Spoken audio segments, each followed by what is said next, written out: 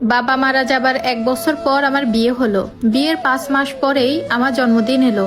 আমার স্বামী নিলয় জন্মদিনে আমাকে গিফট দিল একটা সোনার রিং, একটা নীল রঙের শাড়ি, আর সাথে একটা কেক এনেছিল সবাই মিলে খাওয়ার জন্য। সন্ধ্যায় উপহারের বক্স খুলতেই দেখলাম আমার শাশুড়ি আর ননদের চেহারায় যেন আষাঢ়ের মেঘ জমেছে। একটু পরে আমরা সবাই মিলে কেক কাটলাম। কেক খেয়ে যে যার রুমে চলে আসলাম। সেদিন রাতের খাবারের জন্য আমি fried rice, chilli chicken, chicken fry, vegetable বানালাম। খেতে বসে আমার শাশুড়ি আম্মা আমাকে বললেন, রাইফা, নীলয় যে শাড়িটি এনেছে ওটা নীলাকে দিয়ে দিও, নীলার খুব পছন্দ হয়েছে। নীলা আমার ননদের নাম। নীলয় তোমাকে আরো একটা শাড়ি কিনে দিবে পরের বার। নীলার ওই শাড়িটি খুব পছন্দ হয়েছে, তুমি ওকে দিয়ে দাও। মায়ের বাধ্য ছেলে হওয়াতে নীলয়ও আমাকে বলল শাড়িটি দিয়ে দিতে, হাতে টাকা আসলে না হয় পরে এক সময় কিনে দিবে। সেদিন আমার চোখে ভেসে উঠলো অনেক বছর আগের সেই দৃশ্য। আমি জোর গলায় বললাম, না মা, এই শাড়িটি আমি দিতে পারবো না, এটা আমার গিফট, আমার স্বামী দিয়েছে, আপাকে ওনার ভাই না হয় পরের বার কিনে দিবে। এ কথা শোনার পর সবাই বিস্ফোরিত চোখে আমার দিক তাকালো। আমি শান্ত থেকে বললাম, তাহলে আপনারা একটা ঘটনা শুনুন, যেটা খুব ছোটবেলায় আমার পরিবারের সাথে ঘটেছে। আমার বাবার অনেক দিনের একটা শখ ছিল মায়ের জন্য কচু পাতা কালারের অরিজিনাল একটা জামদানি শাড়ি কিনে দিবে।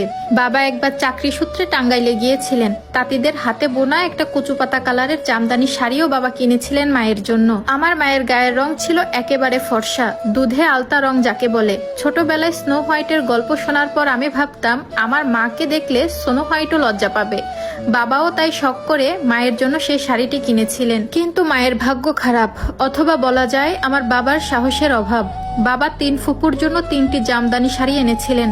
দাদি এসব শাড়ি পরে না বলে দাদির জন্য একটি সুতির শাড়ি এনেছিলেন। কিন্তু দাদির পছন্দ হলো মায়ের জন্য নেওয়া শাড়িটি। সরাসরি বলে বসলেন, আমার জন্য এটা কেমন শাড়ি আনছস তুই আমির? না না, এসব শাড়ি তো মজনুর বউ পিন্দে। মজনু রিক্সা চালাইয়া এরকম শাড়ি কিনা লইয়া ওর বউর লাগ্গা। আমার পোলা তো রিক্সা চালায় না, আমি তোর বউয়ের জন্য আনা শাড়িটাই নিমু, ওইটা আমার ভাল লাগছে। বাবা মায়ের মুখের দিকে তাকালেন একবার। মা হাসি মুখে শাড়ির প্যাকেটটা দাদির হাতে এগিয়ে দিয়ে বললেন, আপনি নিন আম্মা, আমাকে আপনার শাড়িটা দিন। আমার এসব শাড়ি পরতে ভালো লাগে না, অভ্যাস নেই, সুতি শাড়িতেই আমার আরাম লাগে, কাজ করতে সুবিধা হয়। তখন আমার বড় ফুপ্পি টিপ্পনি কেটে বললেন, বাপের বাড়িতে এসব দামি শাড়ি পরলেই তো অভ্যাস থাকবে। বাবা বলতে পারলেন না কিচ্ছু কাউকে। তখন আমার বয়স কত আর হবে, এই 15 বছরের কাছাকাছি। আমি স্পষ্ট দেখলাম আমার মায়ের বিবর্ণ হাসি মুখ, অশ্রু টলটলে চোখ, আর বাবার পরাজিত মুখ। পরের ঈদেই দাদি আমার মায়ের কাছ থেকে যে শাড়িটি কেড়ে নিয়েছিল সেটা আমার বড় চাচিকে দিয়ে দিলেন, কারণ দাদির এসব পরতে নাকি ভালো লাগে না। আমার বাবা অ্যাক্সিডেন্টে পা হারালেন সেই বছর। মায়ের জন্য আর জামদানি শাড়ি কেনা হলো না। চাচিকে প্রায় সময় দেখতাম সেই শাড়িটি পরে সাজুগুজু করে ঘুরে বেড়াতে। সেই শাড়িটা দেখলে আমার মায়ের কেমন লাগতো জানি না, কিন্তু আমার বুকের ভেতর একটা ক্ষোভ মাথাচাড়া দিয়ে উঠত। আমি তখন থেকেই আমার দাদি আর চাচিকে অপছন্দ করা শুরু করি। বাবা পা হারানোর পর এখন আর কোনো কাজ করতে পারে না। বাবার জন্য ওষুধ, ছোট ভাইয়ের স্কুল বেতন, বড় আপার বাবুর দুধ কেনা, ঘরের জন্য কাঁচা বাজার কেনা, মাসিক বাজার করা, সবই করতাম আমরা 2 বোন। আমি টিউশনি করিয়ে 3000 টাকা পেতাম, আর আমার আপা কিন্ডারগার্টেন স্কুলে পড়িয়ে মাত্র 4000 টাকা বেতন পেত। এই টোটাল 7000 টাকা দিয়ে আমাদের পুরো 1 মাসের সংসার চালানো লাগতো। এর ভিতরে আমাদের কোনো সাধ্য ছিল না যে মায়ের জন্য দামি একটা জামদানি শাড়ি কিনবো। মাঝে মাঝে বাবার ওষুধ শেষ হলে বাবা সবার আড়ালে আমার 2 হাত চেপে ধরে বলতেন, আমার আর ওষুধ লাগবে না রে মা, তুই কয়েক মাসের ওষুধের টাকা জমিয়ে তোর মাকে একটা জামদানি শাড়ি কিনে দিবি মা। আমার খুব শখ ছিল তোর মাকে এই শাড়িতে দেখার। আমি তখন বাবাকে মৃদু ধমক দিয়ে চুপ করিয়ে দিতাম। বাবা দীর্ঘশ্বাস ফেলে বলতেন, আমি কোনোদিনও তোর মাকে কিচ্ছু দিতে পারলাম না রে মা, আমি একজন অযোগ্য স্বামী, অযোগ্য পিতা। বাবার এসব কথাকে আমি পাত্তা দিতাম না। তবে বাবা ঘুমিয়ে গেলে মাঝে মাঝে বাবার পাশে বসে বলতাম, তুমি আমার জন্মদাতা বাবা, তোমার জন্যই তো এই পৃথিবীতে আসতে পেরেছি আমি বাবা, বুক ভরে এই পৃথিবীর তাজা বাতাস শ্বাস নিতে পারতেছি। তুমি অযোগ্য নাও বাবা, অযোগ্য হলাম আমি, তোমার একটা ইচ্ছে আমি পূরণ করতে পারতেছি না। সেই বছরই আমার বাবা মারা গেলেন। সেই বছর সাথে নিয়ে গেলেন এক বুক আফসোস। স্ট্রোক করে মারা গিয়েছিলেন আমার বাবা।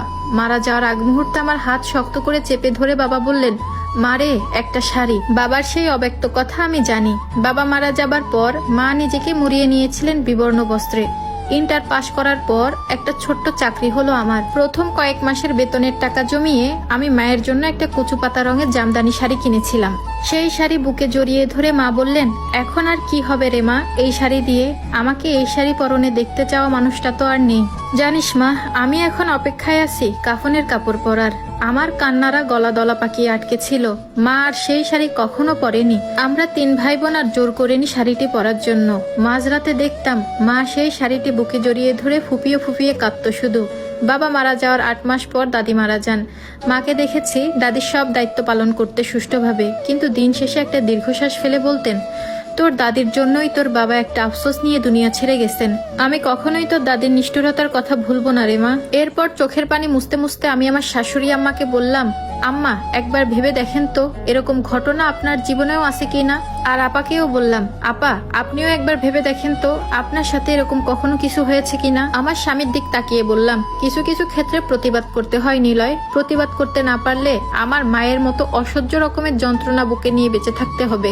ভাগ্য কখন কাকে কি করে কে জানে। হঠাৎ করে দেখলাম নীলা আপা চোখের পানি মুছে আমাকে জড়িয়ে ধরে বললেন, তোদের দুলাভাই আমাকে একজোড়া কানের দুল দিয়েছিল বিদেশ থেকে আসার পর। আমাকে দুল জোড়া পরিয়ে দিয়ে বললেন, এই দুল জোড়া তোমার জন্য এনেছে নীলা, তোমাকে খুব সুন্দর লাগছে, সবসময় এই দুলটা পরে থেকো, আমি মন ভরে দেখবো তোমায়। কিন্তু আমার শাশুড়ির সেটা পছন্দ হয়ে গেল। তো দুলাভাইও মায়ের পছন্দ শুনে তাকে দিয়ে দিলেন। আমাকে বললেন পরের বার আসার সময় উনি আমার জন্য আরেক জোড়া দুল আনবেন। এমন না যে আমার শাশুড়ির জন্য উনি কিছুই আনেননি, ওনার জন্য একটা গলার চেইন এনেছিলেন। তবুও আমার শাশুড়ি আমাকে দুল জোড়া দেয়নি। পরের বার আমার স্বামী প্রবাস থেকে লাশ হয়ে ফিরলেন রে রাইফা। আজও আমার মনে পড়ে আমার স্বামী পছন্দ করে আনা সেই দুলের কথা।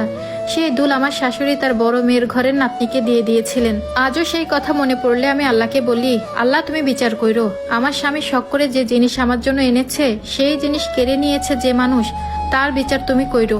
এরপর আমার শাশুড়ি আর ননদ আমাকে বুকে জড়িয়ে ধরে কান্না করতে করতে বললেন, আমাদের ভুল হয়ে গেছে রে, পারলে আমাদের ক্ষমা করে দিস। জীবনে কোনোদিন আর এমন কাজ করব না তোর সাথে। আসসালামু আলাইকুম, হ্যালো এভরিওয়ান। স্টোরিটা বলতে বলতে প্রায় কান্না করে দিয়েছি। আমার আর কিছু বলার ভাষা নেই। এই স্টোরিটা একদম রিয়েল লাইফে একটা আপুর সাথে ঘটেছে, আপু আমাকে পাঠিয়েছে। তবে বোনেরা সবসময় একটা কথা মাথায় রেখো, তোমাদের স্বামী যদি হাতে করে 2 টাকারও একটা গিফট আনে তোমাদের জন্য, এটা তোমার হক। আর কেউ যদি সেই জিনিসটা তোমার কাছে অথবা তোমার হাজবেন্ডের কাছে আবদার করে চেয়ে বসে, তাহলে কখনো দিও না। তাকে বুঝিয়ে দিও এটা তোমার হক, তোমার জন্যই আনা হয়েছে। কাউকে খুশি করতে যেয়ে নিজের সুখ নষ্ট করো না।